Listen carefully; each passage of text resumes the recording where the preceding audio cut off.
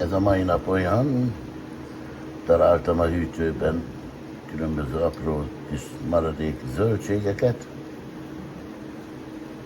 összeszedtem, és akkor abból csináltak levest.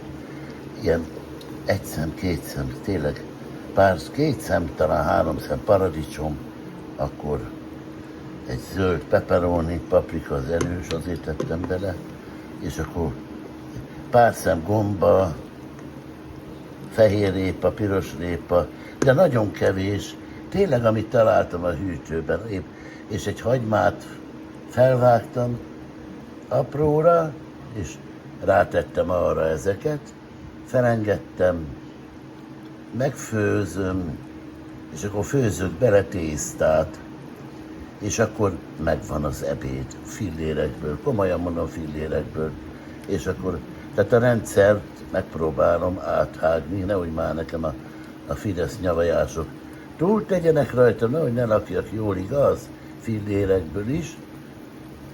Mi hol tartottam?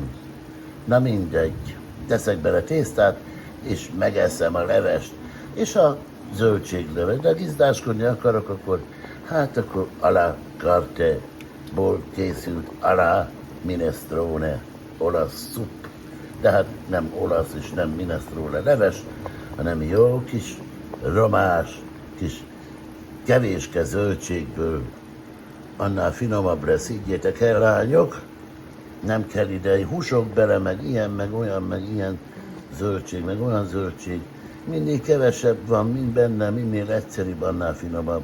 Tessenek elhinni. A krumplis tészta is azért finom. Krumpli, tészta, zsír. Összevágjuk hagymát, összevágjuk, ugye?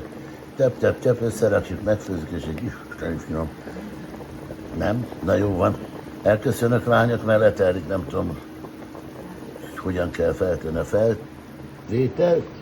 Hát csak meg akartam mutatni, hogy ez van. De nem tudom, hogy igaz.